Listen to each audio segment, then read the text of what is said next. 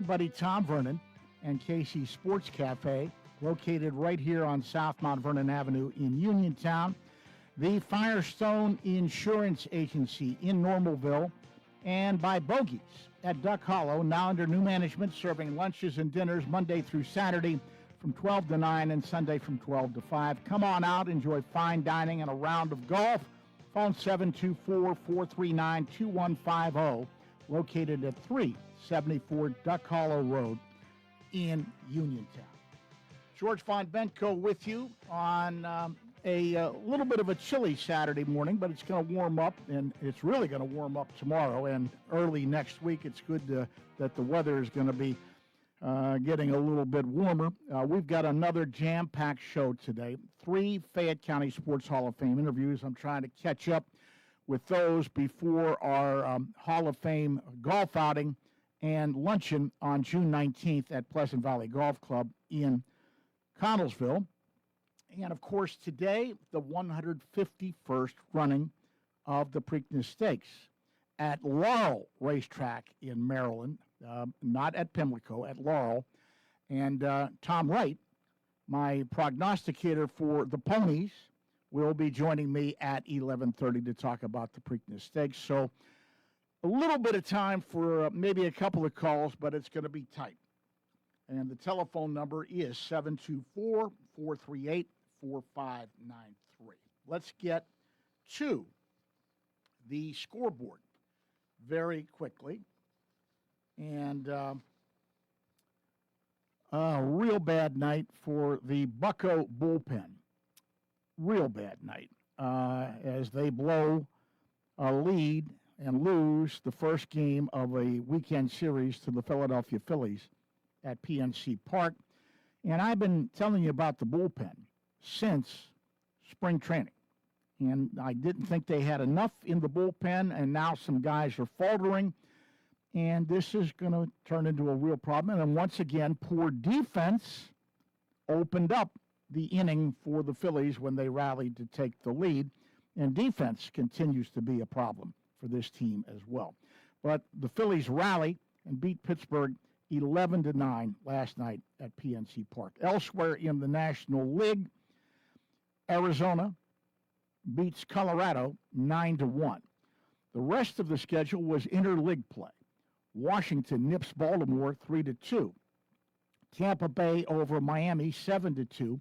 Milwaukee Brewers get by Minnesota 3-2. Atlanta gets by Boston 3-2.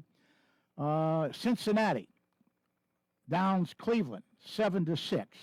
New York Yankees over the New York Mets 5-2. Chicago Cubs beat the Chicago White Sox 10-5. St. Louis beats Kansas City 5-4. The Athletics in the Battle of the Bay over San Francisco 5-2.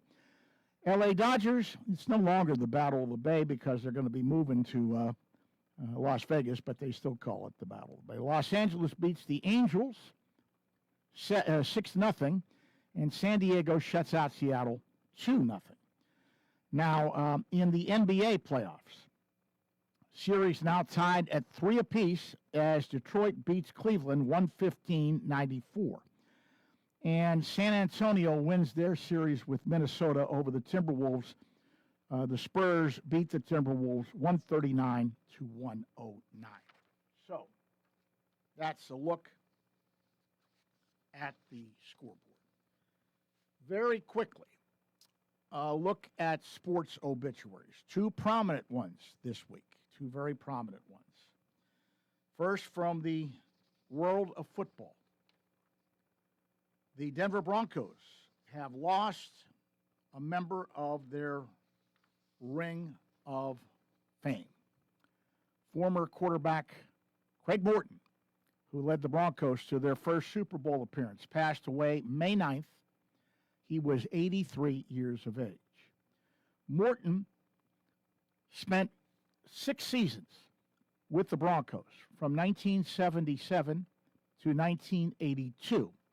He led Denver to its first playoff appearance and a berth in Super Bowl 12. That was Super Bowl 12. The Ring of Famer guided the Broncos to a 12-2 record that season, notched home playoff wins against the Steelers and the Raiders. For his performance during that 1977 season, Morton was named the AFC's Offensive Player of the Year. He was also named the Sporting News Player of the Year, the Pro Football Writers Association Comeback Player of the Year, and the NFL UPI MVP for the 1977 season. During his Broncos career, Morton led the team to a pair of division titles and 3 playoff berths. He finished his career with the most passing yards, 11,895, passing touchdowns, 74, passing attempts, 1,594, and completions, 907 in franchise history. His 41 regular season wins remained the third most in franchise history. Morton was inducted into the Broncos Ring of Fame in 1988 alongside Haven Moses and Jim Turner, and he was inducted into the Colorado Sports Hall of Fame 2 years earlier in 1986. Prior to his career in Denver, he played for the Dallas Cowboys from 1965 to 74. While with Dallas, he threw for 80 touchdowns and more than 10,000 yards. Morton then joined the Giants before the Broncos acquired the veteran quarterback in a trade. In his career, Morton threw 183 touchdowns for 27,908 yards while winning 81 regular season games. 5th overall pick in the 1965 draft, Morton starred collegiately at the University of California, where he also played for the baseball team. Morton was inducted into the College Football Hall of Fame in 1992. Really, really good quarterback. Many people forget. Craig Morton passing away at the age of 83. And from the baseball world, Bobby Cox, the fiery manager who led the Atlanta Braves to the 1995 World Series championship, died Saturday at the age of 84. Cox died in Marietta, Georgia. According to the Braves, he had a stroke in 2019 and heart issues that complicated his recovery. After a brief playing career, Cox made a name for himself on the bench by winning ball games and getting kicked out of them. Born in Tulsa in 1941, it was California, however, where he grew up and played high school baseball. He spent 2 seasons playing third base for the Yankees, but it was in the dugout as a manager where he would eventually thrive. Braves first hired him to lead the team in 78. His original stint in Atlanta, however, would last just 4 years with only 1 winning season. His fortunes improved in his next stop, Toronto. But as Cox said in an interview with the Baseball Hall of Fame, he was itching to go back south.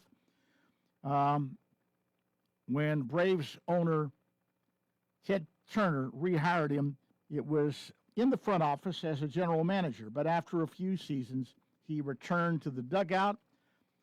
And after that, the Braves went from being the worst team in the National League in 1990 to a first-place finish in 1991. He had a remarkable run, 14 straight division titles. The Braves reached the World Series 5 times, but 1995 was the team's only championship since the Braves came to Atlanta until their 2021 win. Bobby Cox passing away at the age of 84. Okay. We're going to get to a Fayette County Sports Hall of Fame interview in just a bit, but we're going to open up the phone lines briefly, try and get in a call or two if we can. Telephone number, if you'd like to join us this morning, 724-438-4593. That number again, 724-438-4593. And let's go to the phone lines. Take our first phone call of the morning. Good morning. You're on the Sports Line. Good morning, George. Good morning, Charles. Sorry about lack of phone calls, but we're jammed up again this week. Yeah. I know. Well, I don't need to talk about last night. You know it, and I know it. Well, I've been saying that since spring training about the bullpen. Yes. I will say this. These two games, tonight and tomorrow, they're must-wins for them. Because you know where to go after that. St. Louis. Mm-hmm. And if you don't go into St. Louis with some kind of positive feeling, you're dead. Well, they're going to have their problems today against Sanchez. He's a very good left-hander, and the offense struggles sometimes against left-handed pitching. I know, but who put them in? They put themselves in there. But never mind that. And what a pitching matchup on Sunday. Yeah. Zach Wheeler against Skeens. That's a great pitching matchup. Yeah. George. Yeah, but in very short time you have this morning, can I ask you this? If the Canadians eliminate Buffalo tonight, do they have any real shot against the Hurricanes? Well, they have a shot, but I think Carolina is really, really playing great hockey right now.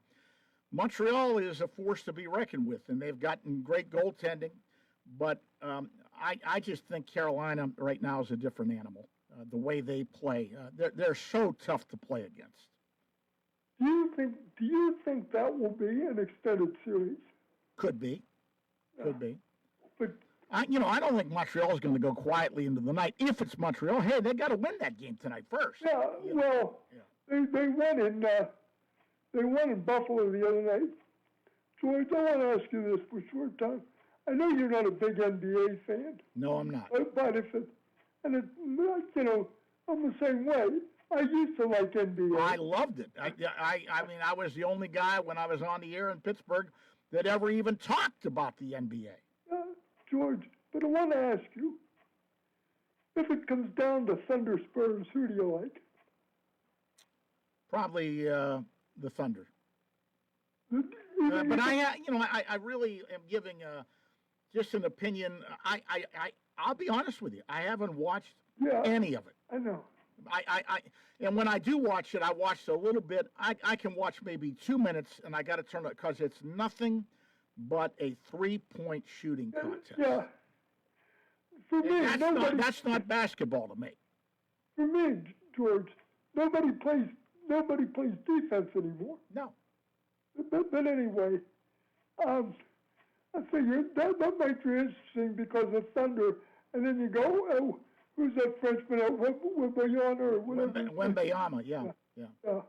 But George, I mean that might be a good series, but still, I'll leave you with this: the Pirates have to win both tonight and tomorrow afternoon, or they could be buried pretty soon. Thanks, George. All right. Thank you for the call, Charles, as always. Take care. Bye-bye. And we're going to get a break in, and then when we come back, we're going to do the first of our Fayette County Sports Hall of Fame interviews today with a legendary coach from the Uniontown School District, Rich Bierbauer. Long-time assistant coach, played high school athletics at South Union, and Rich Bierbauer will join me on the Sportsline right after this timeout. Is it time for your first home or time to trade up to a home that fits your lifestyle? It's time to visit Clayton Homes of Bell Vernon. You'll find special savings along with trade-in and trade-up deals. Imagine beautiful, new, energy-efficient homes packed with the features you've been dreaming about. Trade in and trade up at Clayton Homes of Bell Vernon, 4500 PA 51. Trade-in value toward purchase of a new home determined by resale value and evaluation by home center manager. Additional deposit may be required.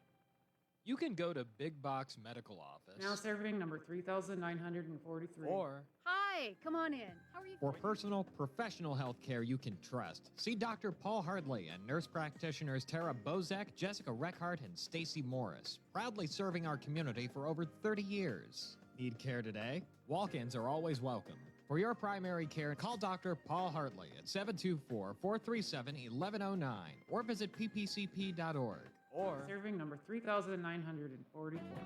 For 35 years, Fay Penn Economic Development Council has been committed to its mission of growing Fayette County's economy and helping to bring jobs to the area.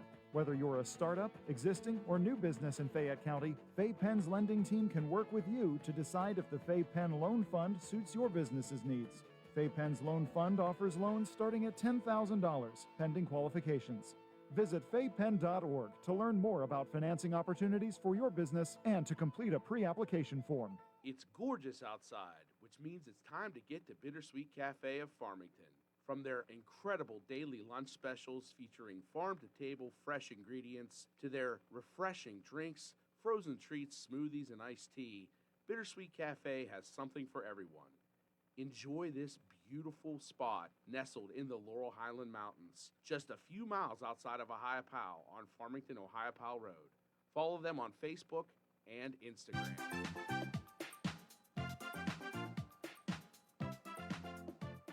Hi everyone, this is Kelly Clark with Autoland Hyundai in downtown Uniontown.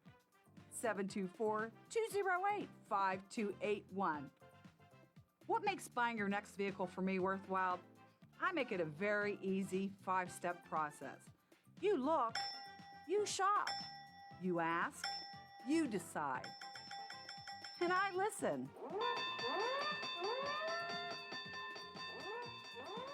Kelly Clark, Autoland Hyundai, 724-208-5281. 724-208-5281. Kelly Clark, Autoland Hyundai. I'll make you a good deal.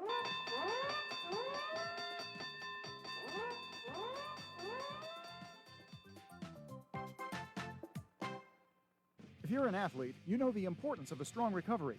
NovaCare provides several athletic training programs geared toward athletic-related injuries and collaborates with Albert Gallatin, Uniontown, Fraser, California, Jefferson Morgan, Waynesburg, West Green, and Mapletown school districts to help student athletes stay at their best. From coordinating additional specialist care to treating on-site injuries, their experts cater to your personal needs. Specialized services include concussion diagnosis and rehabilitation and treatment for sport-specific injuries. For more information on athletic training at NovaCare, visit novacare.com or contact your local office today.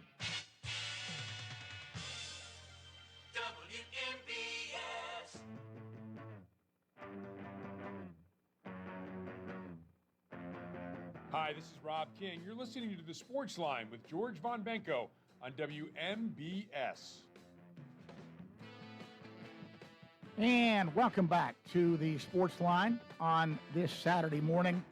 Fayette County Sports Hall of Fame golf outing and luncheon is on the horizon. Our 17th class, 10 individuals and 2 teams will be enshrined at the Hall of Fame golf outing luncheon social starting at 8:30 a.m. on June 19th, 2026 at Pleasant Valley Golf Club in Connellsville. And let me tell you that the golf outing is filling up quickly. If you want to be in the golf outing and play golf, well, you better get on the horn and call Katie Probst down at Builder's First Source, 724-460-9231. That number again, 724-460-9231.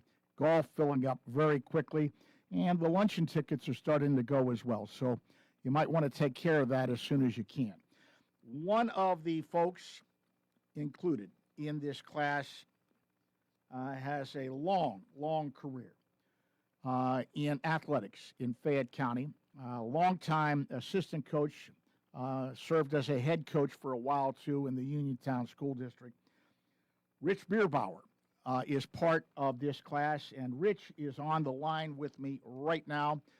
Rich, good morning to you. Thank you very much for giving me some time this morning. And first of all, what was your initial reaction when you found out that you were going to be part of this Fayette County Sports Hall of Fame class? Oh, I consider it quite an honor, and I was very pleased and honored. Looking forward to it. Since then, people have been very nice and congratulating me, so quite an honor. Looking back, it started for you, South Union Township High School. You graduated in '64, and you played athletics there. Tell me a little bit about your athletic career at South Union. What were your teams like? What sports did you participate in? Well, first of all, in 9th grade, chosen to be a starting pitcher on the varsity team. Coach Oki Ryan, Jerry Meadows, whom I'm sure you know, was a sophomore, and I started as a freshman, and we continued it up through and had quite a bit of success. My sophomore year, I started at quarterback on the football team, and again, thoroughly enjoyed it. Coach John Pringle, and went through 3 years at that. And did you play for Marty Fagler as well, basketball? Basketball, yes. Not as well, but I played. Right. Okay. It was interesting. South Union produced some pretty good athletes back in the day, and I'm sure you remember some of those people. Just part of the tradition of great athletes coming out of this county. Rich, there were so many names that came out of Fayette County. Who do I remember? Yeah, you talk about some of the people you rubbed elbows with when you were playing. Well, at South Union, Rich Novak and Tom Ray were, of course, ahead of me. They both played at Maryland. I really looked up to them, and they were quite a duo of athletes. And Fred Mazurek, I remember him quite well out at Redstone. And like that, we were blessed. Right.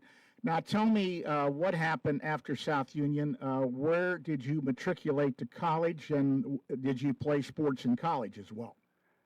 No, I did not play sports in college because I had gotten married and I was needed at home. I went to California State. It was California State at the time. And I got my degree teaching English, and 1968 I started as a teacher at Lafayette Junior High under Mr. Barron, Bill Barron, and he was quite an individual also. Yes, so that began your long association with Uniontown High School and Uniontown Athletics, and you were an assistant coach under people like Joe Yorchek and Jim Render and Larry Belat. You, at one point, were the head football coach, I think, for 2 years, if I'm not mistaken? No, a little bit more than that. I think it was 3 or 4. Okay. And then you also were a coach for basketball at Lafayette, and Lafayette had a great tradition, and yes. That's when Bob Fee was there for a while, and then you were a coach. It was just an amazing period in Uniontown athletics as you look back at that period. Some of the athletes that were coming through Uniontown were unbelievable, Rich. Yes, very much so. Again, they made me look like a good coach, and they were quite good, and we had them every year, it seemed like. Well, one of the things as an assistant, sometimes you get overlooked as an assistant coach, but 2 assistants are part of this year's class who were longtime assistants. You and the late Ron Fidella, who was a South Union guy as well, and then stayed at Laurel Highlands and coached with Horace Taylor. And all of the athletes that I've talked to mentioned Ron Fidella and what he did for them and helped them become better athletes. Same thing with your kids at Uniontown. That has to make you feel good that you impacted so many young people, Rich. Oh, yes, very much so. And it makes my day when I run into, meet again, see them along the way. I am blessed, and it's going too quickly. I recently just had my 80th birthday. Wow. 80. So you're getting I'm getting younger. You're not getting any younger, but you're still on the right side of the turf. That's what counts. Another interesting thing, this year's class, and I pointed this out to Robert Channing from the Herald Standard the other day. It's the first time that we've actually had assistant coaches, guys who were primarily assistants, go into the Hall of Fame. And as I said, sometimes they get overlooked. But you and Ron Fradella were longtime assistant coaches. It's the first time we've had two assistants go in, and they're guys that they were linked to, who were head coaches. Horst Taylor from Laurel Highlands is already in. And a guy that you worked with at Uniontown, Dave Shuck, is already in.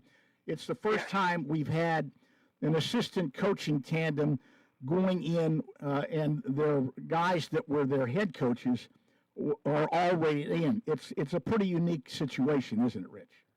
Yes, it is. I, again, was blessed. All the coaches, starting with Joe Yurchuk, just a great individual, and coming up through, and like I say, basketball-wise, Dave Shuck, he thought of everyone else but himself, and it showed. All right. I'm just curious, looking back, now, were you always planning on getting into education? Yes. So that was a goal. Something I wanted to do because I wanted to get into coaching. Right. So looking back on it, were there coaches, I mean, you mentioned some guys that you played for at South Union and some of the people you worked with. Were there coaches that you either were coached by when you were growing up or worked with later on that had a distinct impact on your coaching career? Well, you mentioned Mr. Fradella. I had him in class at South Union High School, and again, coaching football he did, and basketball mainly. So he had an effect he is on you. one. Yeah. And I'm curious. Did you you were at the junior high? Did you have a lot of contact with the late Abe Everhart? not a lot. We were, so busy and had so much to do that not a lot of contact. But the thing I liked about Mr. Everhart, he was always there, and he never made do that he was better than you, or he was just a great individual. Well, Rich, I want to offer my congratulations once again. I've heard from so many of your ex-athletes who you touched and how happy they are about you going into this class at the Hall of Fame. A lot of people are planning on showing up for the golf outing and the luncheon on June 19th. It's going to be an interesting day for you, seeing some of these folks again. And I want to offer my heartfelt congratulations to you once again. Congratulations on being part of this class. Thank you very much. I am honored. Rich, you take care, and we'll see you on June 19th, okay? Thank you. Thank you for calling. Take care. Rich Bierbauer, part of this year's class of the Fayette County Sports Hall of Fame. And we'll be back with more here on the Sportsline right after this. Wind, hail, sudden leaks? When your roof takes a beating, we're here for you at AR Roofing and Remodeling. We're a locally and veteran-owned contractor available 24/7 for repairs. As an Owens Corning Platinum Preferred Contractor, we get the job done right. Call 724-550-3064 or visit arremodels.com for your free estimate.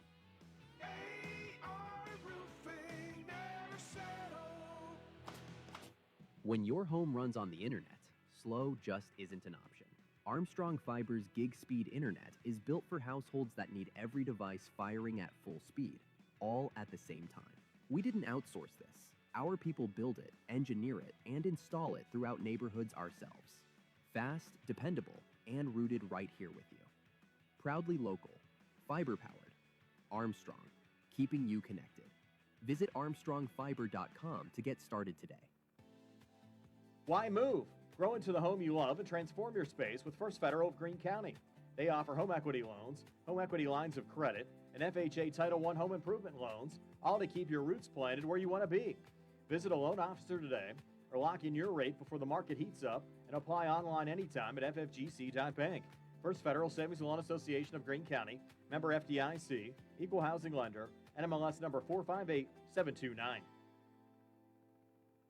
The wait is over. It's time to manja. Manja featuring Delalo is now open at Live Casino. Part market, part cafe, Manja offers fresh, authentic pasta, pizza, hoagies, salads, ice cream, cocktails, and more made with Delalo's finest ingredients. Eat in, grab and go, or take home a taste of Italy from our retail market. Meet you at Manja featuring Delalo. Now open inside Live Casino, Route 30 at Westmoreland Mall. Gambling problem? Call 1-800-GAMBLER. Chris Parker Jr., it's almost Memorial Day, the unofficial beginning of the summer vacation season. Travel safely and comfortably to the pool or on a long road trip in an all-wheel drive 26 Tucson or Santa Fe with third-row seating and 0% financing for 60 months, plus no payment for 90 days. How about other vehicles? Just announced, the North American Utility Vehicle of the Year is the 26 Palisade Hybrid, the first ever hybrid for the third-row Palisade, plus up to 35 miles per gallon highway. The 2026 Elantra Hybrid gets up to 58 miles per gallon highway, plus $2,000 retail bonus cash, or choose 2.99% financing for 60 months. Don't forget Hyundai Owner Assurance, America's Best Warranty, 10-year, 100,000-mile powertrain protection with every new Hyundai purchase, and 5-year unlimited miles roadside assistance. Autoland Hyundai, 25 East Fayette Street, downtown Uniontown, or visit their website at autolandhyundai.com. And remember, you always pay less to drive the best at Autoland Hyundai. Laurel Highlands Wealth Advisory Group of Janie Montgomery Scott in Uniontown is a proud sponsor of Sportsline. When you work with Janie, it's about going beyond investing. It's about connecting your life and your finances in a way that makes sense for you. The team partners with you through each stage of life to help you set and reach your financial goals. To learn more about the Laurel Highlands Wealth Advisory Group at Janie, be sure to check out their website at www.lhwag.com. Laurel Highlands Wealth Advisory Group of Janie Montgomery Scott, LLC, member FINRA, NYSE, SIPC. Looking for a great place to eat in Uniontown? Stop by Casey's Sports Cafe, located at 243 South Mount Vernon Avenue and proudly owned by the Vernon family. Casey's is open Monday and Friday from 7 to 3, Tuesday through Thursday 7 to 7, and Saturday and Sunday 7 to 2. Come check out their new items and delicious entrees. And remember, Casey's can cater your next event. Whether it's breakfast, lunch, or dinner, Casey's is the place to eat. Call 724-550-4126.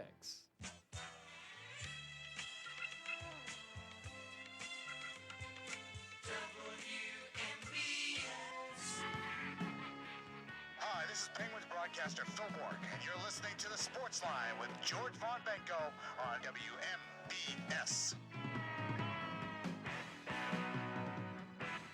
Welcome back to the Sports Line. We continue with some of our Fayette County Sports Hall of Fame interviews.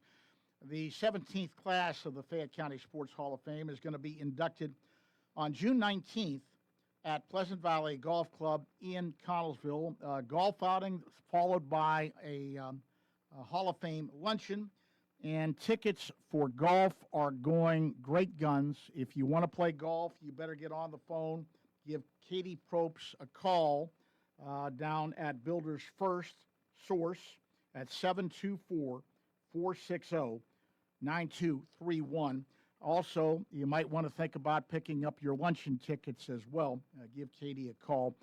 One of the teams being inducted comes from the Fayette County Baseball League, and this is the first county baseball team that we have inducted out of the county league. That's Leckrone. They won 4 consecutive County League baseball titles from 1984 through 1987. And I caught up with 2 people connected with the Leckrone Baseball Club the other day. Let's eavesdrop on that conversation. Welcome back to the Sports Line, and we continue with our series of Fayette County Sports Hall of Fame interviews. The class will be inducted into the Fayette County Sports Hall of Fame at a golf outing / luncheon on June 19th at Pleasant Valley Golf Club in Connellsville. And I suggest if you're planning on attending the luncheon or playing golf, that you take steps to get that done very, very quickly. Things are moving pretty quickly in that regard. Welcome to the show, Dennis Santella and Jack Gearing, who were part of the Leckrone Baseball Club back in the 1980s, the Leckrone team in the Fayette County League won 4 consecutive County League championships. And starting with you, Dennis, your reaction when you heard that the club was going to be inducted into the Fayette County Sports Hall of Fame. It was a little bit of a surprise, but yeah, kind of was waiting for this to happen, and very, very glad that you guys or the committee put us in there. But I wished it could have been the whole unit from 1975 on, but at any rate, very appreciative of the honor. Jack, you were part of the process. What was your job with the ball club? Well, earlier in the 70s, I was pretty much, in the mid-70s on, I pretty much played and coached for Leckrone. And then later on, I became the GM for the ball team. And that's how I ended my career with Leckrone as a general manager. I want to ask both of you this question. I have been of the opinion for years that baseball in Fayette County has sort of been overlooked. There have been some tremendous players that came out of the county. The high school programs were good for the most part. Connellsville had a run there under the late Tom Sankovich, who passed away. But I always felt that Fayette County League baseball was a real gem. It was a great mixture of some younger players and older players, some who had gone away and played maybe in the minor leagues and come back to live in the county. Address that about the quality of play over the years in the Fayette County League. Well, this is Jack Gehring. Over the years in the Fayette County League, when we opened up in 1975 again, I can remember Alex Pickhandle Murkowski playing for Buffington, okay? Mm-hmm. Over the years in the County League baseball, there were several ball players. Gilbert Joseph, to mention one, Danny McDowell to mention another one, and then we also know about Doug DeCenzo and Terry Mulholland making it to the majors. But there was a lot of ball players in that era that went down to the minors and played single-A ball, but they once again came back. Southwestern Pennsylvania, I have an uncle by the name of Tom Guerra. He pitched for the Pirates in the minor leagues. I can't tell you what year, but Southwestern Pennsylvania, over the years, not only baseball, but other sports, have some very, very good athletes that came through that era. Dennis, what about the period that we're talking about in the 80s? The league was filled with some good players, wasn't it? Built with some good players, yes. Oh, yeah. Our team in particular, very solid.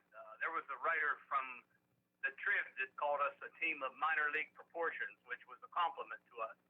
Every one of us did something or played somewhere. We were all, pretty good at what we did. That was very good. And like Jack mentioned, we faced Terry Mulholland in a championship a little later or a little earlier than 84. We faced Chris Peters later down the road. And, many guys that I'm going to forget that we played against, and they pitched, in minor league ball or major league ball. It was very, very good, George, very good.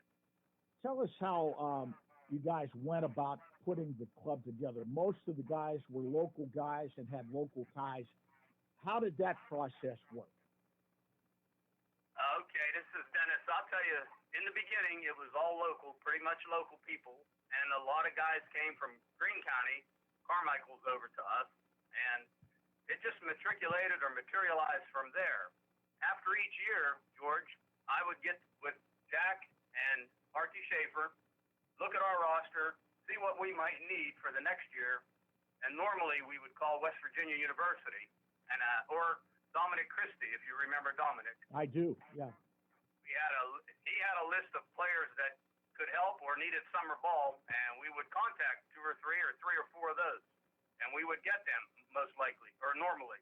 Also, the Legion program, we would go to Uniontown or wherever, Masontown, looked for a player, and 9 times out of 10 we got him. That's interesting. Jack, you might be able to address this going back even before you restarted again. I can remember doing stories about athletes, and Steve Herrick, who coached at West Virginia for many, many years, almost used the old county league and county baseball as a recruiting ground. He came to games all the time, and he found many, many players out of Fayette County that way. Yes, he did. Yeah, Fayette County was loaded with ball players like Billy Morovic, another one, Ronnie Pramick, Lefty Radosevich. Yes, I mean, and Bruce Del Canton.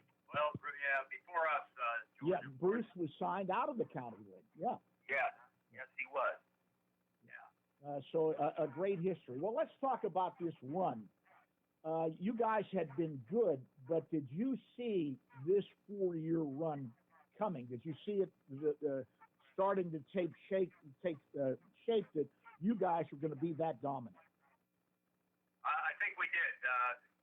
We go back to 76 and 77, or 77, 78. We won 2 years. Then we had about a 3 or 4 year lapse, almost folded up, to be honest with you. And then 82 and 83, we were runners-up. We were in the finals against Brownsville and or Dearth, I believe. But yeah, we were pretty good those 2 years also. 20-some wins and under 10 losses. Jack, what was it like trying to get financial backing to help run a team like this? Well, I'll be very honest with you. We had a little bit of help from the Leckrone Rod and Gun Club. Other than that, it was myself and Charlie Lingenfield and Bernie James that started this, and we did everything ourselves. We put tickets off. We had some fundraisers, and we did all that, and we treated that ball team very, very good over the years. But that's how we basically done that. When you played where did you guys play? At the old Leckrone Field? I'd heard about the Leckrone Field. Oh yeah, that's where we played. That was the field that I can remember my dad telling me about. In the Rabina years, they used to play ball down there. The Colwab teams. Mm-hmm. That's where they played their ball. There was the old Leckrone post office right up the road, and the Leckrone company store right up the road. But yeah, the biggest support we have ever had over the years was Leckrone's bands. They were the greatest. They went everywhere with us. No matter where we played, we had a solidified group of bands that came and patronized us. Well, let's talk a little bit about the run. In '84, your total victories was 37 victories, 6 losses. You defeated Morgantown to win the championship. Correct me if I'm wrong, was that the year you guys had the big winning streak? Yes, George. Yeah, that you have that paperwork. Yes, that was. And the winning streak, I'm trying to remember off the top of my head. I didn't write it down, but it was a sizable winning streak. It drew some notice. I think we won 20 out of 21. I'm not so sure how many in succession. Right. There was a good bit. So that was a great year that year. 85, 35 wins, 10 losses. You beat Dearth to win the championship. 86, you had a tiebreaker. You had to beat Fairmont, right? Yes. And then you finished with 37 wins, 9 losses, and you beat Fairmont to win the championship. 87, 29 wins, 4 losses, once again beat Fairmont. What a great run, guys. I mean, you have to have some great memories from that 4-year span, you know. Yes, we did. And Fairmont, nothing to take nothing away from Fairmont, they had a very, very good team. They had a lot of college ball players that played for them. I know you guys don't want to overlook anybody, but talk about some of the mainstays on your club during this period.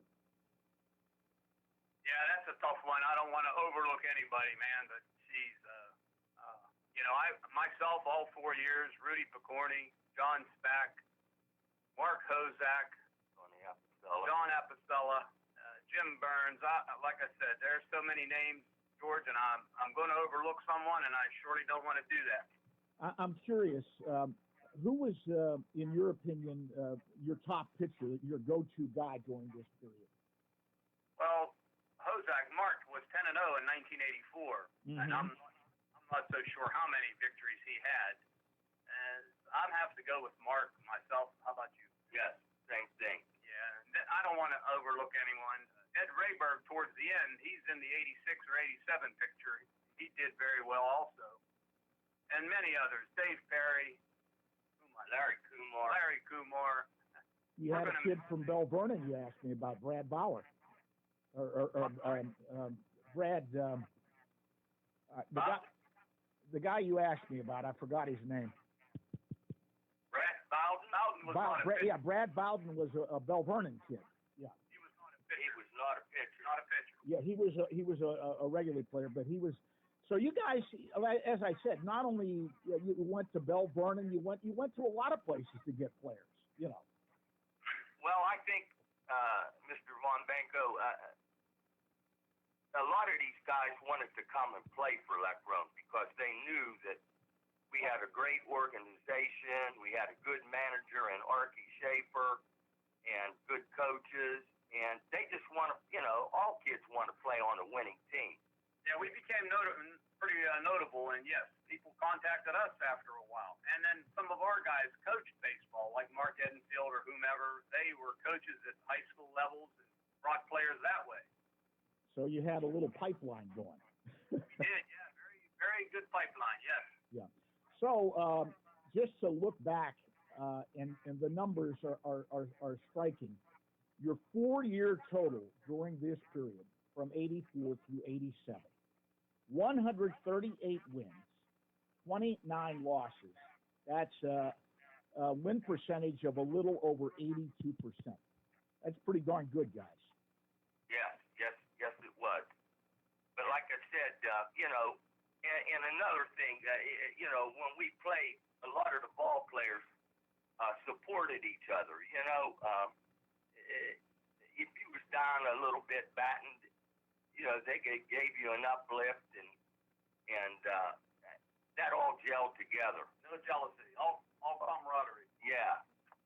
Well, gentlemen, I thank you very much for your time and reminiscing a little bit about this ball club. Look forward to seeing you both at the event, and I know you're still reaching out to people connected with the team, and you're going to try and get a good representation of all 4 years to come to the event, right?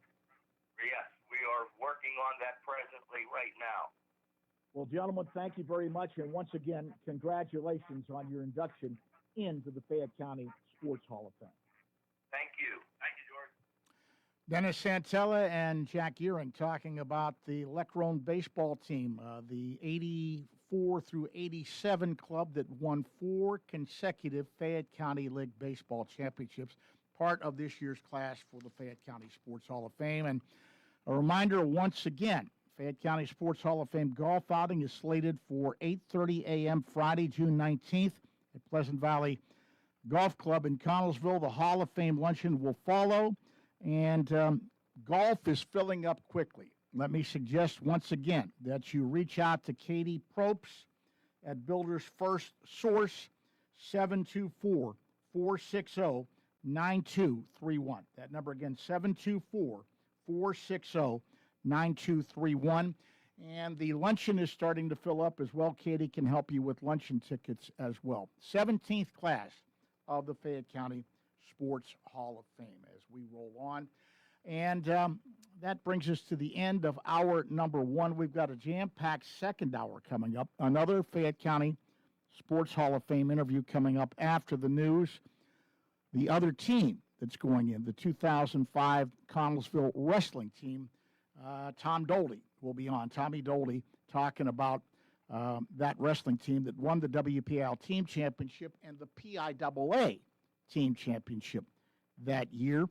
And then later on in hour 2, 151st running of the Preakness Stakes today, the run for the Black-Eyed Susans. And my sports handicapper, horse handicapper, Tom Wright. Tom Wright will join me at 11:30 in hour number 2 as we preview the Preakness Stakes here on the Sports Line. So, that puts a capper on our first hour. The Sports Line is being brought to you this morning by my good friend Tom Vernon and Casey's Sports Cafe, located right here on South Mount Vernon Avenue in Uniontown. The Firestone Insurance Agency in Normalville, and by Bogies at Duck Hollow. Now under new management, serving lunches and dinners, Monday through Saturday from 12 to 9, and Sunday from 12 to 5. Come on out, enjoy fine dining and a round of golf. Pick up the phone. Call 724-439-2150. Bogies at Duck Hollow, located at 374 Duck Hollow Road in Uniontown. Do not touch that dial. We've got another full hour of sports talk coming up after the latest news in hour number 2 of the Sports Line. So keep it right where it is, 590 AM, 101.1 FM. The news is coming your way, Nick, next, and it is from the CBS radio network right here on your local station, 590 AM, 101.1 FM, WMBS, Uniontown, Pennsylvania. This is CBS News on the Hour, your home for original reporting. I'm Allison Keys. A terror plot targeting Jewish institutions in California, New York, and Arizona has been foiled, and a suspect has been arrested. Prosecutors say he's tied to other global attacks and wanted payback for the U.S.-Israeli war on Iran. NYPD Commissioner Jessica Tisch. The attack never occurred because the defendant was, in fact, plotting with an undercover law enforcement officer. More now about the suspect who was arrested in Turkey and turned over to U.S. officials. CBS's Katrina Kaufman with more. According to the complaint, al-Saadi was willing to pay undercover FBI agents $10,000 to set fire to or bomb a New York City synagogue and Jewish institutions in Los Angeles and Scottsdale, Arizona, insisting that it was most important that the incidents be recorded. A deadly outbreak of Ebola is raging in Africa, and the Center for Disease Control and Prevention there says there have been already 80 deaths and nearly 250 cases. Health officials worry conventional treatments might not work. CBS's MTS Tayab. This is the Democratic Republic of Congo's 17th outbreak of the deadly viral disease, and it's unfolding against the backdrop of a deepening security crisis where clashes between rival militia groups have killed dozens of civilians in recent weeks. The World Health Organization says the risk of a global spread of the hantavirus is low. There are no known cases in the U.S. CBS's Meg Oliver. In an update, the World Health Organization says a total of 10 cases of hantavirus have been reported, including the 3 deaths in connection with the deadly outbreak on a cruise ship.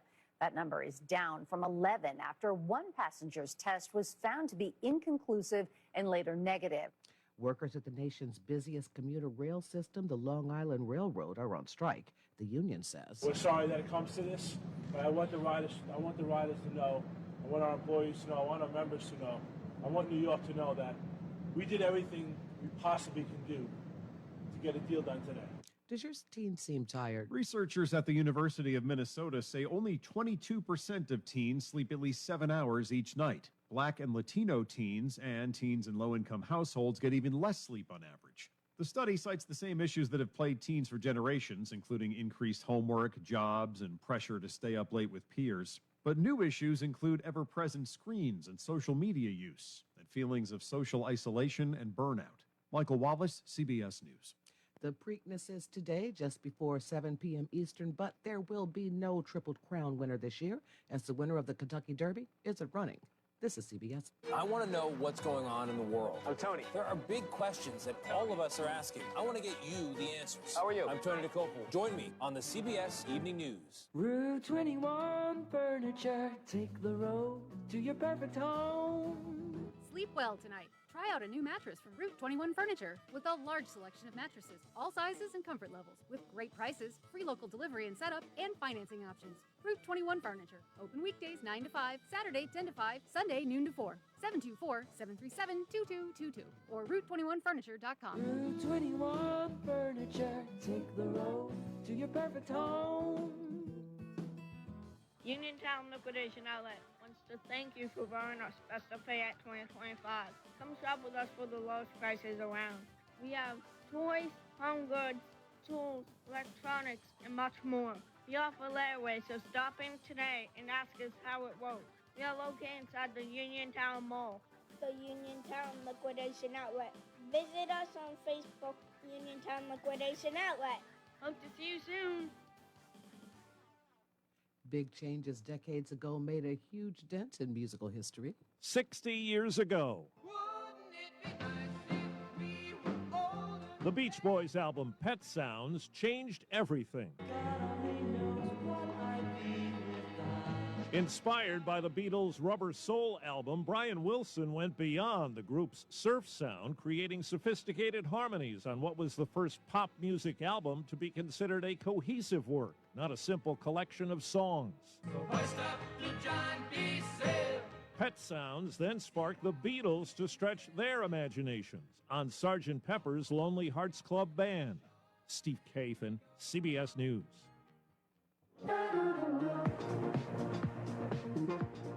It's the grand final this afternoon for the 70th annual Eurovision Song Contest, but there's extra drama this year as several nations are boycotting over Israel's participation. Allison Keyes, CBS News. Ready or not. Are you looking to list or sell your house? Now is the time to let the professionals at Caldwell Banker Laurel Ridge Realty help you with all of your real estate needs. Caldwell Banker Laurel Ridge Realty has two convenient locations to better serve you. In Uniontown area, 724-437-7100, or in Connellsville area, 724-628-7200, and speak with one of our real estate professionals. Visit our website, caldwellbanker.com. We have been proudly serving Western Pennsylvania area for over 30 years and look forward to helping you with all of your real estate needs. Broker Paul Borge Jr.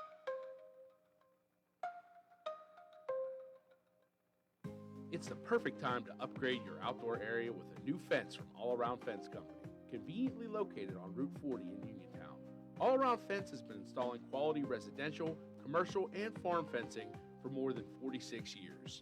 Offering residential fencing including chain link, decorative aluminum, steel, and more, All Around Fence has the fence for you. All Around Fence is also your one-stop shop for Neutrina products and carries Weaver equine and livestock supplies and Prefert farm equipment. So, if you need to upgrade an existing fence, add a new gate, or are considering the installation of new farm fencing, visit All Around Fence, open Monday through Friday from 8:30 to 5 p.m. and Saturdays from 9 to 1, or give them a call at 724-439-0331. To learn more, visit allaroundfence.com. For economy, price, and quality service, call Economy Furnace. Spring quickly turns into summer heat, so May is the perfect time to schedule that essential clean and tune-up from Economy Furnace Heating and Air before the heat arrives in full force. An Economy Furnace clean and tune-up helps to extend the lifespan of your AC and will help prevent an unexpected breakdown during the summer heat. May is also the perfect time to take advantage of that tax refund or our low-interest financing options and upgrade to high-efficiency equipment. Benefits include lower energy bills, consistent cooling performance, longer lifespan, quieter operation, better humidity control, increased home value, and improved comfort. Economy Furnace Heating and Air proudly partners with Amana, offering American-made quality HVAC systems that are built to last. Economy Heating and Air will meet all of your HVAC needs with prompt and friendly customer service and competitive rates. Call 724-438-4575. For economy, price, and quality service, call Economy Furnace. The Hopwood Villagers are celebrating the 208th anniversary of the completion of the National Road on Saturday, May 16th with a National Pike Festival and Parade. Come on out and enjoy the festivities along Route 40 in Hopwood. The National Pike Wagon Train will be traveling through Hopwood after the parade that starts at 1 p.m. Other activities include a bounce house for the kids, a car show. You can also try your luck at the 50-50 raffle and come hungry with food vendors to appease your appetite, including funnel cakes. Don't forget a live WMBS broadcast from noon to 2 p.m. with Arnie Amber and Matt Sapienza. The National Pike Festival and Parade is brought to you in part by Christian Clay Winery, Hopwood Child Care, Penn Summit Insurance Agency, Crawford Funeral Home, Life Solutions Counseling Center, Blount Veterinary, Legion Club of Uniontown, KEC Contracting, Lovey's Lattes, Carl's Cans, Bright Stripe, All Round Fence Company, and M&R Transit. Your local station, WMBS.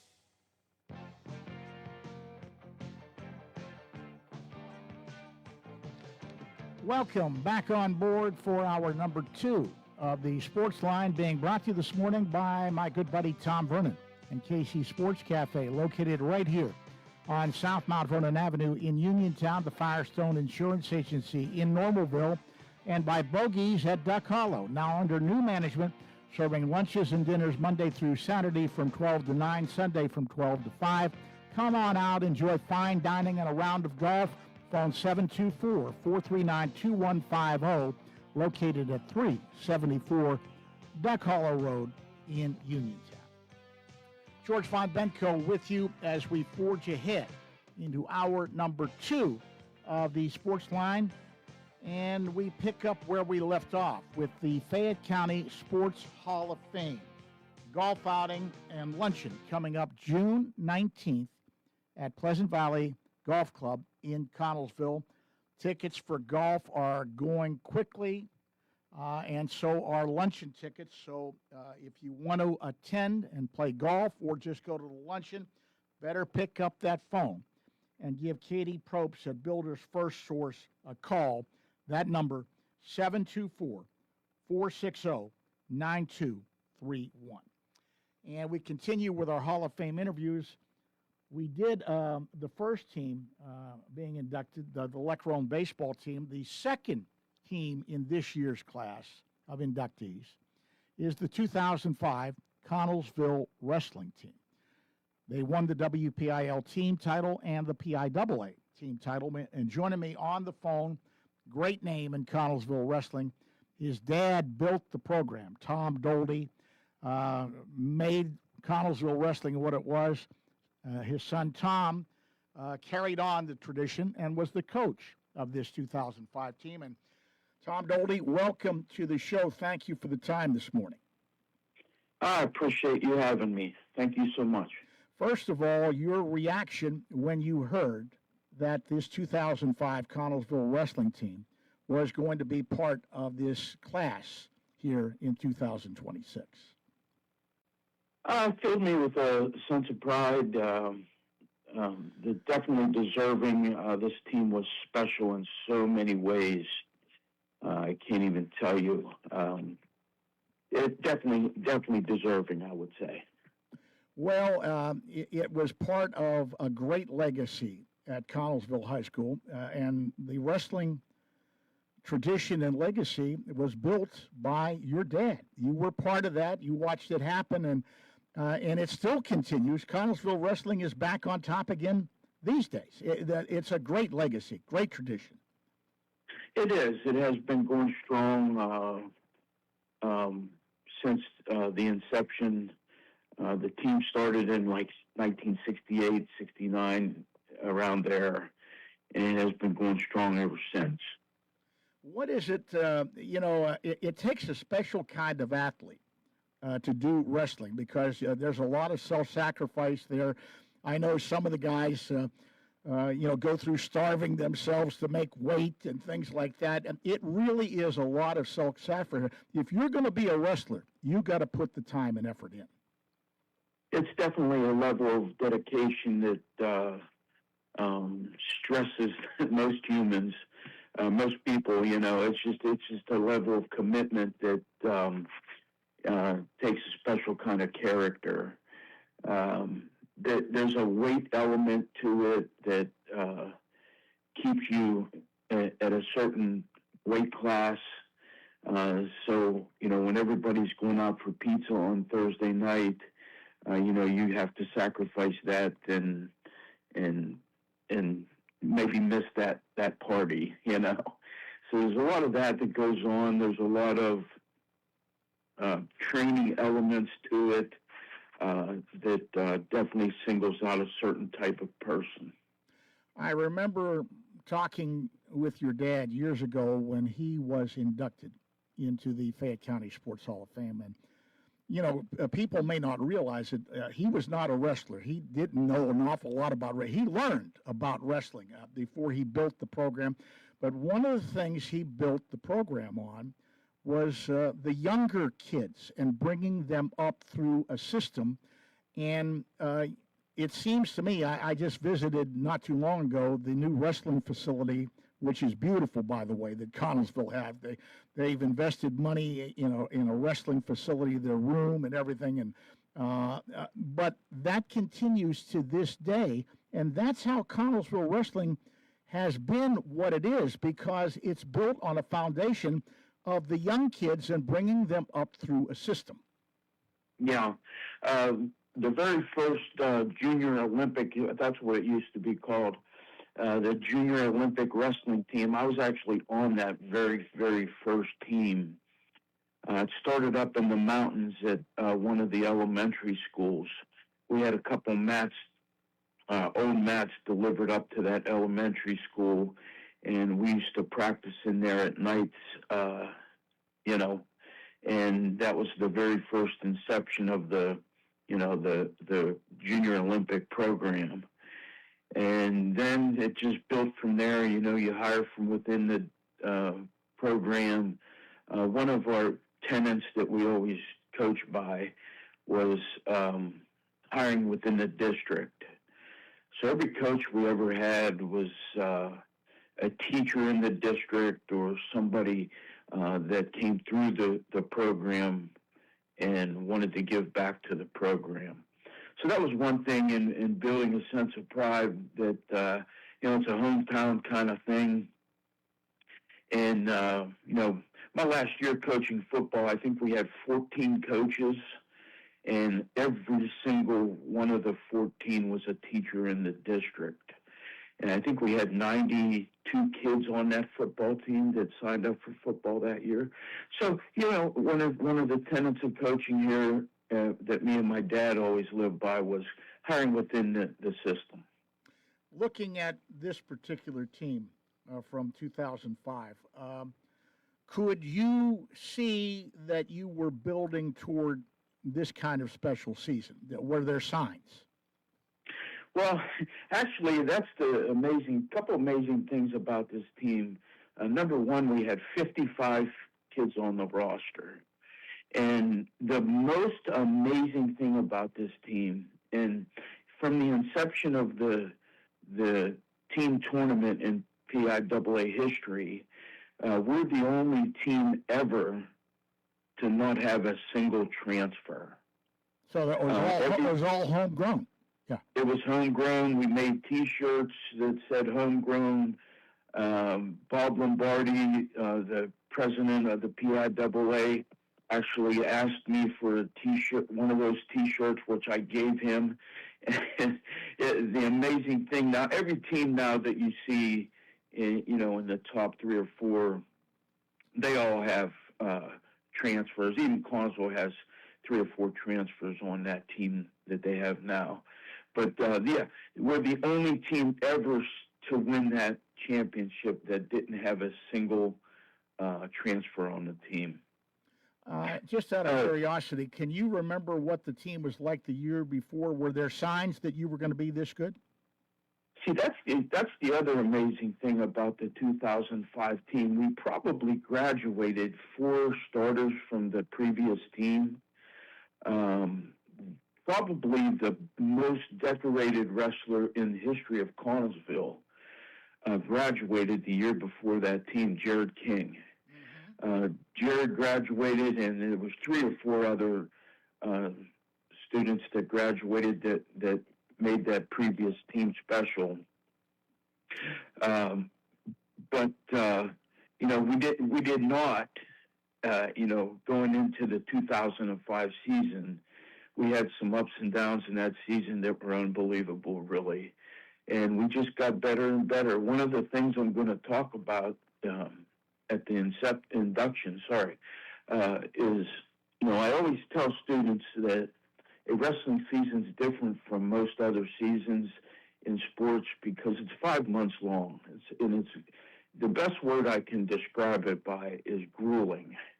It is a long, grueling season, and I always tell kids and students and other coaches that going through a wrestling season is like flying one of those big 737 jets, It's not like a fighter jet that does barrel rolls and turns on a dime. Flying one of those big jets is you make small, tiny corrections to get to your destination. And that's the best way to describe the 2005 wrestling team. We lost very early in the season to Kiski. We had some ups and downs. We had some tough things happen to us. We had a 4-year starter that quit on us. And we just kept making those tiny, tiny corrections until we got to our destination. Well, you only had 3 losses in dual meet competition during the season. So you overcame that, and as you said, it kept getting better. WPIL Team Championship, you won that.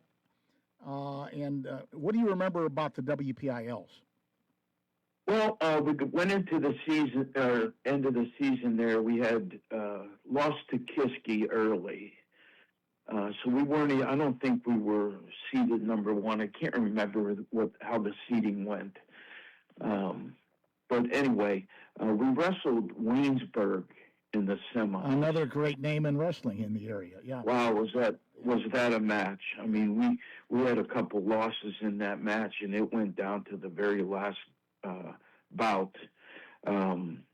We didn't know if we were going to win that match, and when we beat them, we made it to the finals, and we revenged the loss against Kiski. So you captured the WPIL team championship, and then this team actually became the first District 7 team. District 7 is the WPIL. The first District 7 team to win the PIAA team championship. That's quite an honor. That's correct. Yeah. That's correct. In the PIAA championships, probably the best match we've wrestled all year was in the semifinals against a very tough Nazareth team. Yeah, you beat them in the semifinals, right? Yeah. We beat the tar out of them. I'm telling you. They had a 3-time state champion on that team that we pinned. Ashton Primus, who was a great wrestler that year, state champion for us. He actually pinned that kid in his individual match against Nazareth, and we beat them like by 30 points or something like that. And they were seated ahead of us. They were picked to beat us. Well, and then you get to the finals. You actually beat 4-time defending champ, Easton. And you had some adversity going into the final 4 matches. You had to win those matches. You had to rally to win that championship. We did. Leading up to that, we had overturned 2 or 3 losses from the previous year. They had beaten us in the finals the previous year. And like I said, we graduated 3 or 4 kids off of that team. And going into that match, we actually overturned some heavy losses from them. Zach Snyder had an unbelievable win against the kid he wrestled from Easton, who had beaten him before. Josh Martin beat a kid that was a transfer from New Jersey that he lost to like 5 times. So we overturned, leading up to those final 4 bouts, we had overturned some major losses. So going into those last 4 bouts, we knew we had a chance to win. I'll never forget the very final bout. We couldn't lose the match, and today a lot of teams, when they're going into the final few matches, there's a trend going on right now where you just forfeit your way out of the match. Mm-hmm. And me and my dad, we just absolutely hated that when we saw people do that. So we refused to do it. Going into the last match, we had a kid named Buddy Signs going up against a kid that was ranked ahead of him. And, the talk I had with him was, hey, don't do anything crazy, keep your cool. And he said, you know what, Coach, I'm just going to go out and win. And when he said that, I said, that's what a great attitude.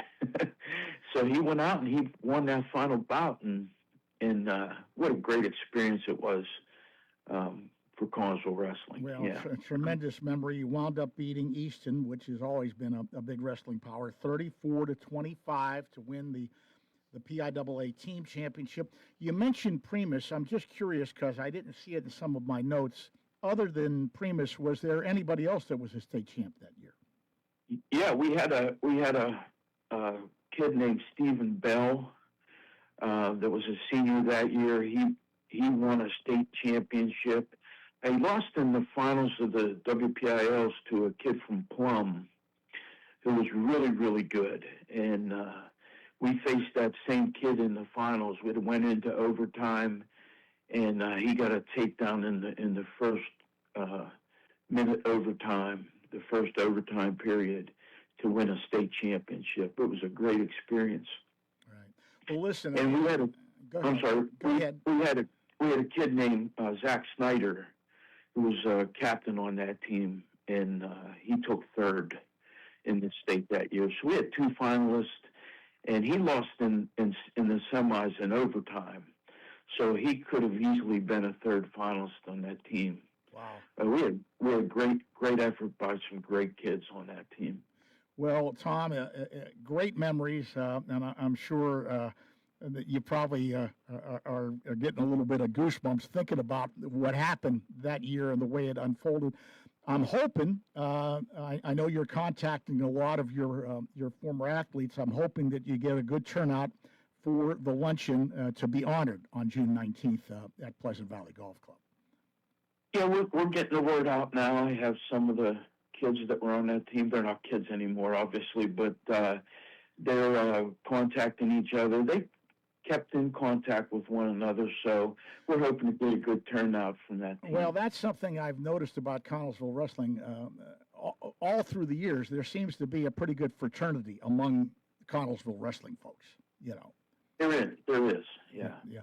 And, we're going to honor some of the, there are a couple of kids that were champions this year from the present team. They're going to be honored at the event as well. So it's going to be a big afternoon for Connersville Wrestling. It really is. I'm glad to hear that. Well, listen, thank you very much for the time. I look forward to seeing you at the event, and thanks for reminiscing a little bit with us today. It's been an honor. Thank you for having me. All right, you take care. Tom Doley, talking about the 2005 Connellsville wrestling team, one of the teams being honored at this year's Fayette County Sports Hall of Fame. Golf outing and luncheon June 19th at Pleasant Valley Golf Club. I'll remind you once again, the golf outing is filling up quickly. If you want to play golf, give Katie Probst down at Builders First Source a call, 724-460-9231. If you want to play golf, she's also your contact if you want to get luncheon tickets. Katie Probst, Builders First Source, 724-460-9231. All right. Today, this afternoon, 151st running of the Preakness Stakes, and we're going to talk about it with my horse handicapper, Tom Wright. He's coming up next here on the Sportsline. You can go to Big Box Medical Office. Now serving number 3,943. Or hi, Hey, come on in. How are you? For personal, professional health care you can trust, see Dr. Paul Hardley and nurse practitioners Tara Bozak, Jessica Reckhart, and Stacy Morris, proudly serving our community for over 30 years. Need care today? Walk-ins are always welcome. For your primary care, call Dr. Paul Hartley at 724-437-1109 or visit ppcp.org. Or serving number 3,940. Laurel Highlands Wealth Advisory Group of Janie Montgomery Scott in Uniontown is a proud sponsor of Sportsline. When you work with Janie, it's about going beyond investing. It's about connecting your life and your finances in a way that makes sense for you. The team partners with you through each stage of life to help you set and reach your financial goals. To learn more about the Laurel Highlands Wealth Advisory Group at Janie, be sure to check out their website at www.lhwag.com. Laurel Highlands Wealth Advisory Group of Janie Montgomery Scott, LLC, member FINRA, NYSE, SIPC. Chris Parker Jr. It's almost Memorial Day, the unofficial beginning of the summer vacation season. Travel safely and comfortably to the pool or on a long road trip in an all-wheel drive 26 Tucson or Santa Fe with third-row seating and 0% financing for 60 months, plus no payment for 90 days. How about other vehicles? Just announced, the North American Utility Vehicle of the Year is the 26 Palisade Hybrid. The first ever hybrid for the third row Palisade, plus up to 35 miles per gallon highway. The 2026 Elantra Hybrid gets up to 58 miles per gallon highway, plus $2,000 retail bonus cash, or choose 2.99% financing for 60 months. Don't forget Hyundai Owner Assurance, America's Best Warranty, 10-year, 100,000-mile powertrain protection with every new Hyundai purchase, and 5-year unlimited miles roadside assistance. Autoland Hyundai, 25 East Fayette Street, downtown Uniontown, or visit their website at AutolandHyundai.com. And remember, you always pay less to drive the best at Autoland Hyundai. NovaCare Rehabilitation in Uniontown is accessible for all of your recovery needs. New at NovaCare is pelvic floor physical therapy, a specialized program to treat patients with pelvic floor dysfunction related to bladder, bowel, sexual function, and pregnancy postpartum. These issues can affect both women and men and include urinary frequency, urgency and incontinence, pelvic pain, constipation, IBS, menopause, painful periods, and more. Call 724-437-0556 for an appointment in Uniontown. Personalize your care with NovaCare. In 1986, the Firestone Insurance Agency in Normalville was started with a promise to provide clients with truthful, friendly, and courteous service. It worked. With an expanded client base, the Firestone Insurance Agency's customers are now able to choose from over 20 well-known insurance companies. So whether it be auto, home, business, or life, Firestone has you covered, and the promise to provide truthful, friendly, and courteous service is still in place. As an independent insurance agency, the Firestone Insurance Agency works for you. They do the shopping for you to save you time and a bunch of needless phone calls. Because let's face it, no one loves to shop for insurance. Call the office at 724-455-3900 or visit firestoneinsurance.net. Can't make it to Normalville? Let the Firestone Insurance Agency bring service right to your kitchen table. The Firestone Insurance Agency, 724-455-3900 or firestoneinsurance.net. Doing what is right for the customer, finding the most affordable rates while making sure there are no coverage gaps so you are fully protected from the unforeseen. Are delinquent credit cards, medical bills, and personal loans stressing you out? Are you unable to catch up? Are the debt collection calls just too much? If yes, then call Zebley Law at 724-439-9200. Zebley Law provides free in-person consultations. Then, using our decades of experience, we recommend a plan for relief. Before hiring a debt relief company or an out-of-town bankruptcy firm, call the local law firm serving Fayette, Washington, and Greene counties since 2001. Call Zebley Law at 724-439-9200.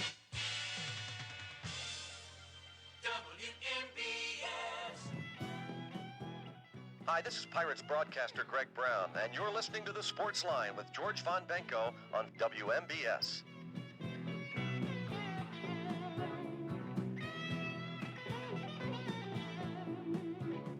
And welcome back to the Sportsline. 151st running of the Preakness Stakes later today at Laurel Racetrack. Note, not Pimlico, Laurel Racetrack in Maryland, the run for the Black-Eyed Susans. And joining me, as he does for all of the Triple Crown races, is my handicapper, Tom Wright. Tom, good morning to you. How are you, sir? Good morning, George. I'm good. How about yourself? Doing well. It's always great to have another Triple Crown race, although the Triple Crown is out of the equation this year because the Derby winner is not running in the Preakness. Yeah, second year in a row that the Derby winner has decided to pass on the Preakness and will run in the Belmont. Now, of course, the Belmont is also not being run in Elmont, New York this year. Same as last year, it will be run at Saratoga at 1.25 miles, not 1.5 miles. What's the length of the Preakness? 1 3/16. Okay. So we were talking a little bit about it's a disappointment for racing. I think it's bad for racing too, but there are concerns about the horses, and Sherry DeVoe said that they're not machines. She did not want to run this horse that quickly after the Derby. I completely agree. We're talking about 2,000-pound animals that are running on legs that are 2 inches around, going 30 miles an hour. So I think they're very fragile animals, and you want to do what's best. Last year, Sovereignty, I still believe this, is a horse for the ages. And I think they did the right thing by spacing their races. And unfortunately, he came up with a fever just before the Breeders' Cup. Otherwise, I think we would be talking about him in the air of Triple Crown winners, in the air of Secretariat, and those kind of horses. You informed me of something the other day when I called you to set up the interview that I had not heard because I hadn't been really looking for it. But when we're talking about these horses, there was a problem in the Derby with a horse. The Japanese horse. Right? Oh, the Japanese horse, who I was very, very high on, Dannon Berman, who got the lead and was probably going to be the easiest of winners until he reached the 8th pole. He came out of the race with a fractured knee. And if you watch the replay, you'll see that the horse virtually stopped in the last 16th of the race. I think that horse was a tremendous individual. Unfortunately, he will not run for the rest of the year. He'll try to recuperate, and they'll try to figure out a program for him as a 4-year-old. Okay, but yeah, you informed me about that the other day, and I had not seen that news. So, I mean, we forget we're talking about, as you said, a fragile animal. They're big, but they're fragile. Exactly. I don't think people take that enough into the equation. The other thing is the time period. The 2-week turnaround, that's only part of the equation because to turn around and run 2 weeks later and then turn around and run again 3 weeks after that, so you have 3 of the most grueling races. And, these are still, they're just 3-year-olds. They're still, kind of teenagers in human terms. And they're still growing. So it's an awful grinding situation. So I understand the idea of spacing them, maybe spacing them once a month. But I kind of use the analogy as this.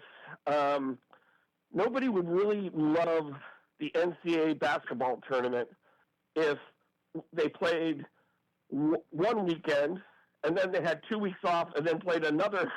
You would lose the interest level. Mm-hmm. And I think that's the tough part for racing. I think if they space the races correctly, that would happen. The other thing that is really kind of behind the scenes is the withdrawal time. And what I mean by that is HISA, the group who regulates drugs in horses, have changed some of the what I'll call withdrawal times. So if you put a horse on as little as an antibiotic, you almost need 2 weeks for that to come out of that horse's system. So that's the other thing that's playing, well, I'll say havoc in the because those were things that were never measured before. Right. So looking at this race, we didn't have a lot of crossover from the Derby to the Preakness, did we? No, I believe there's 4 horses. O'Silly being the top one, he finished 3rd in the Derby. And then Robusta, who finished 14th. I'm trying to think what were the other horses. That might be the only 2. Now that I think about it. I think you're right. I think that's the only 2. So Incredible finished 6th. Okay. So 3 horses in the field. The favorite, and I don't know whether the betting line has changed since I printed this out early this morning, is Iron Honor. Is that still the way it's holding right now? I believe it might be co-favorites with Taj Mahal, the one. Okay, well, that's a horse that I sort of like, although I don't like the position the horse is starting from. So there's a whole bunch of things that I don't like about this particular horse. Again, the NBC is going to focus heavily on this horse because it is a woman trainer, and they just had a woman win the Derby. So they'll focus heavily on Brittany Russell. Brittany Russell's winning over 30% of all the races that she's entering in and finishing in the money over 60%. Those are the kind of like crazy Bob Baffert numbers that always make you think twice. And in this case, yesterday she had 3 winners, and in one of the races she had 2 horses, and that one of those horses finished last, went to the backside and had a heart attack and was carted off the track. Wow. I think she's the kind of trainer that will do anything and everything in order to win. And it's for that reason I'm really kind of down on the horse. The other thing about this horse is it's a speed, need the lead type of horse. There's an awful lot of front-running horses in this race. So I think it really sets up for a horse that can either, what I'll say, rate 4 to 5 lengths off, or someone who's coming even a little deeper off the pace. Okay. Well, that's a horse I was looking. I was also looking at one of the Derby horses, O'Silly, who finished 3rd in the Derby, and he's out of the 2nd post position. And then, of course, Iron Honor is a little bit in the middle of the pack. Who do you like in the race? So it's tough for me to really like any of the favorites. I'll tell you that O'Silly has improved in every race he's ever run, but he's improved quite a bit since his December 25th race. So it's hard for me to see him having yet another either as good an effort as he ran in the Derby to finish 3rd or better. So I have a hard time, but he is definitely going to be one of the horses that benefits from the pace. The other horse coming out of the Derby that's going to benefit from the pace is Incredible. Now, people are going to look and say, Tom, what are you talking about? The horse finished 6th. If you look back at the running line, he made an earlier move than the 2 horses that finished 1st and 2nd. So I think that was a little bit too early to make that move in the Derby, but he improved off of his last race. Even though he finished 6th, he improved off of the Colonial race. I also didn't like that Riley Mott didn't maybe have one more prep. So I think that this race, you're probably going to see a very good effort out of this horse. The whole question for me is whether or not he's going to be close enough to make that one run and catch the leaders. But I think a lot of the leaders are going to be backing up. The other horse that I think is set up to run absolutely a great race is the 7 horse, The Hell We Did. This horse is, Dan has had 3 stakes winners, one being a local Maryland horse, Senor Buscador, the others being Runaway Ghost and Sheriff Brown. So one of the things when you look at those horses were always better or got better as they got older. And I think that's kind of the case with this horse. And I look at his races, and he just looks to me as a horse. If he can stay 3 or 4 lengths off the lead, I think he's going to pounce. And that's the horse I'm going to key my bets off of. Okay.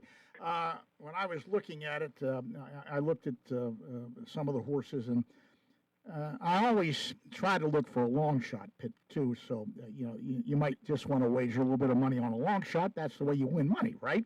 And Absolutely. I thought my best long shot pick, and tell me whether I'm off base with this, is Talking, the number 5 horse.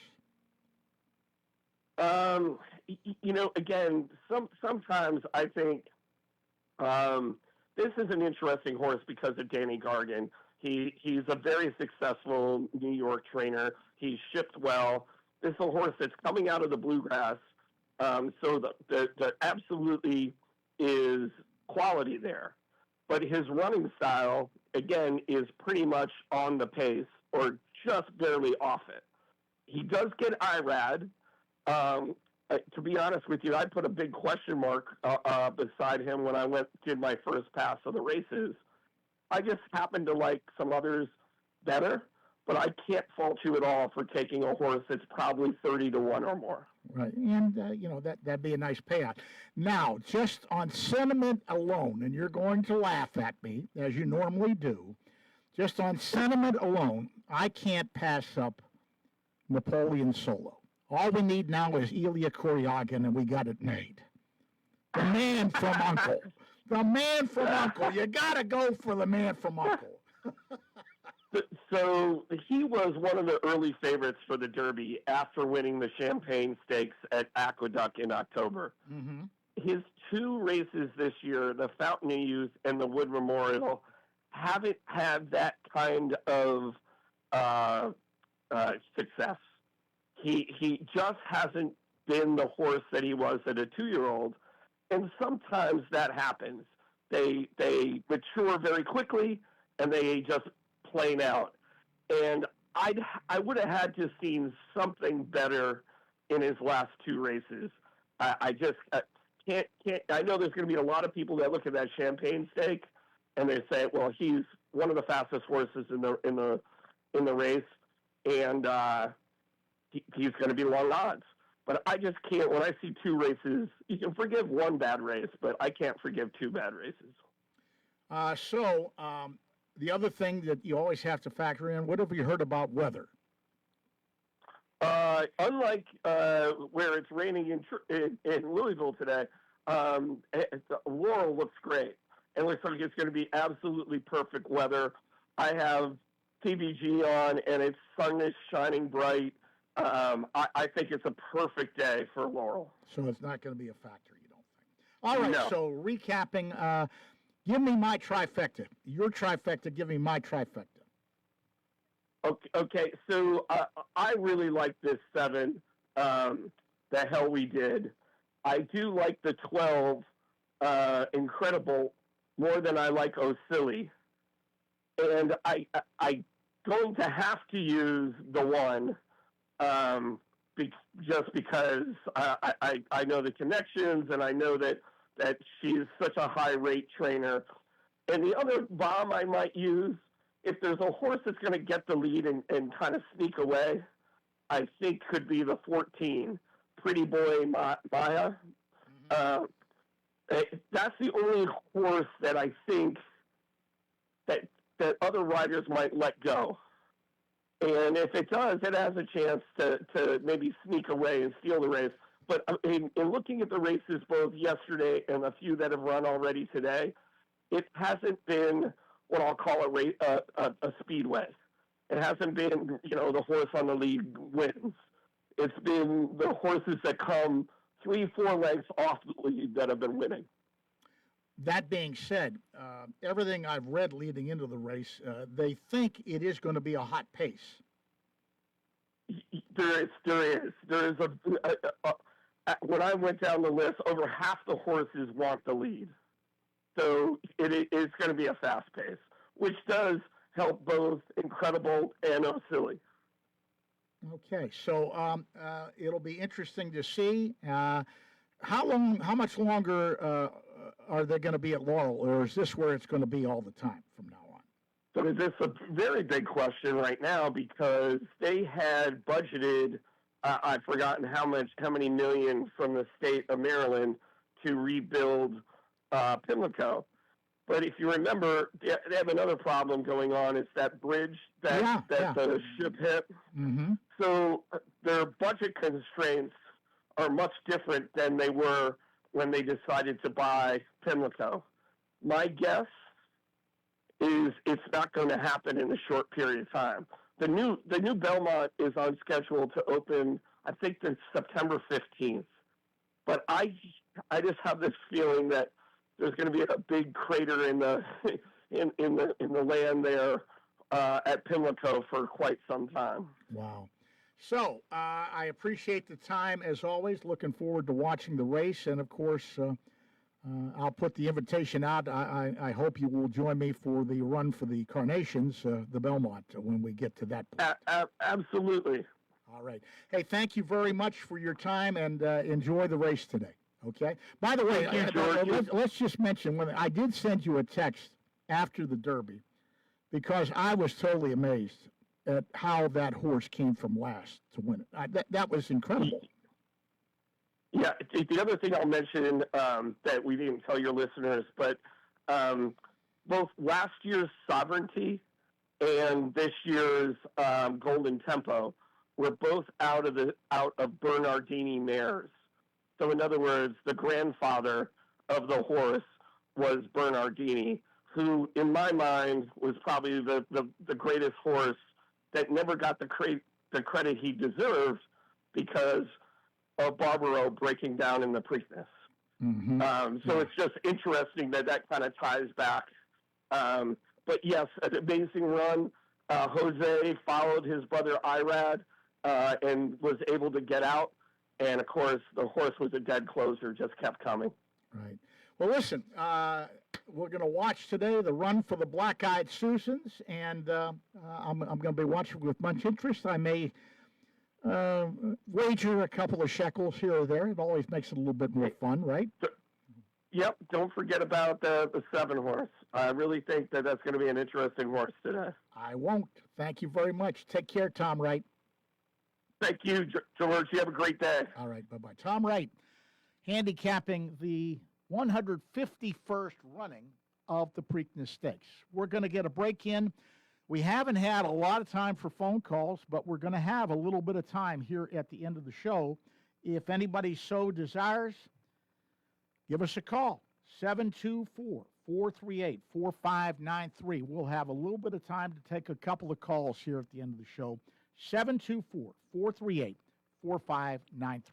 Back with more right after this.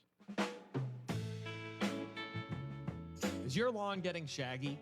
Weeds taking over? Maybe it's time for a full yard cleanup or fresh mulch and clean, crisp edges to bring your landscape back to life. Whatever your lawn needs, Z's Ground Control has you covered. They do it right the first time.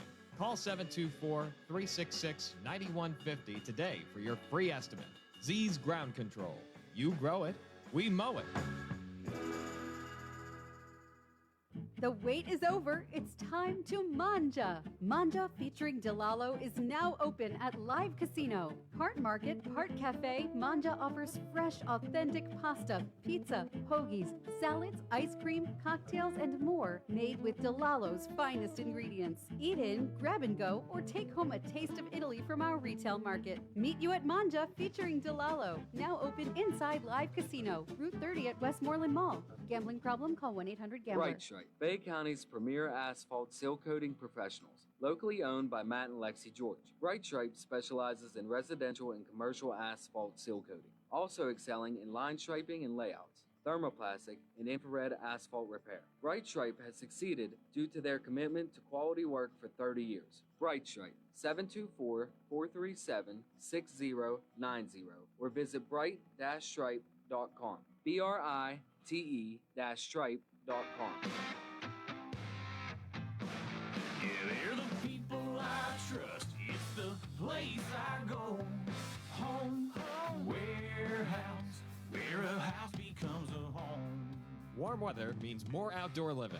Are you planning on adding a new deck this summer? Well, Home Warehouse, a Best in Fayette winner for home improvements and windows, is the place to go for all your home exterior needs. Home Warehouse has a great selection of easy-to-maintain composite decking and vinyl railing to add value to your home and increase outdoor living space. That, as well as siding, shutters, windows, doors, roofing shingles, metal and rubber roofing, soffit, fascia, and flooring, too. So for selection, great prices, and hometown service, shop local. See Sandy and Donnie at Home Warehouse on Connellsville Street in Uniontown.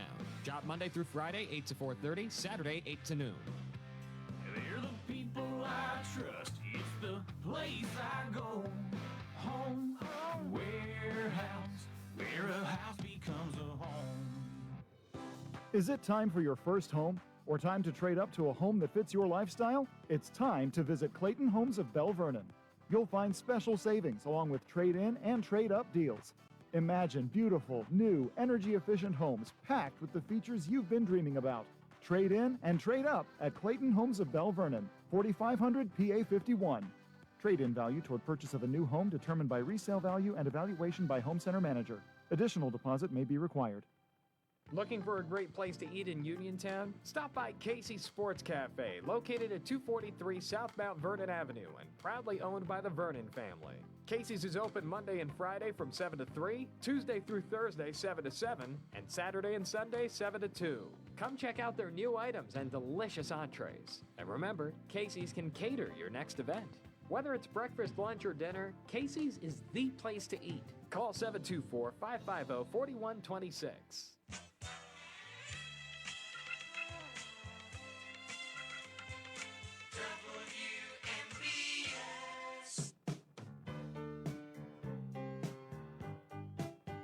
This is Pittsburgh Steelers Hall of Famer Coach Dick LeBeau. You're listening to the Sportsline with George Von Benko on WMBS. And welcome back to the Sports Line as we move down the home stretch. Time to stick in a call, maybe two, if you so desire. Lines are open, 724-438-4593. Once again, 724-438-4593. That was a very fortuitous bumper coming back, too, with Hall of Famer Dick LeBeau. I'm actually going to see Coach LeBeau tomorrow. He's going to be in town for a card show, and I'll get to spend some time with one of my favorites, Hall of Fame defensive coordinator Dick LeBeau. So that'll be fun tomorrow. And as I said, we haven't had time for a lot of phone calls the past couple weeks because of the jam-packed shows, but we do have some time right now if you want to jump into the conversation. Anything and everything pertaining to the world of sports is fair game. Simply pick up the phone and dial 724-438-4593. That number again, 724-438-4593. And lots of things to get into. The implosion of the Bucko bullpen last night, and the bullpen, let's face it, has not been good. It has not been good, and they need to take steps to improve the bullpen to capitalize on the improved offense. And the starting pitching, for the most part, has been okay. There are a couple of guys who aren't hitting on good cylinders. One of them pitching today, he's throwing too many balls, too many walks. Bubba Chandler's got to improve on that. He's pitching today against a tough left-hander, Christopher Sanchez, in a 4:05 start, Phillies and Pirates. Steelers minicamp, OTAs, still no Aaron Rodgers. Really getting tired of it. Really getting tired of it. NHL playoffs have been good. We've got a Game 6 tonight at the Bell Center in Montreal. Buffalo trying to stave off elimination against the Habs. That's an 8 p.m. puck drop at the Bell Center. And I do want to remind you again that we are closing in on this year's Fayette County Sports Hall of Fame golf outing and luncheon. June 19th at Pleasant Valley Golf Club in Connellsville. Class consisting of 10 individuals and 2 teams will be enshrined. And I want to remind everybody, if you would like to play golf, well, you better jump on it right now and give Katie Probst at Builder's First Source a call this week, because the golf outing is filling up very, very quickly. Call Katie at 724-460-9231. That number again, 724-460-9231. And you can also call her for your luncheon tickets. Fayette County Sports Hall of Fame, the 17th class going in, 2026 class, 10 individuals, 2 teams. The golf outing and luncheon, June 19th, 2026, at Pleasant Valley Golf Club in Connellsville. So that's coming up. And we've got a remote we're going to be going to. I think it's National Pike Day out in Hopwood. Arnie Amber's going to be there with Matt Sapienza. Stop out and see the boys and talk to them. They'll be out there throughout the afternoon for National Pike Day. So keep it right here. Keep it right here on WNBS.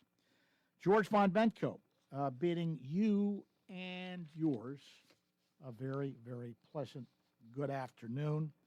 The Sportsline has been brought to you this morning by my good buddy Tom Vernon and KC Sports Cafe, located right here on South Mount Vernon Avenue in Uniontown.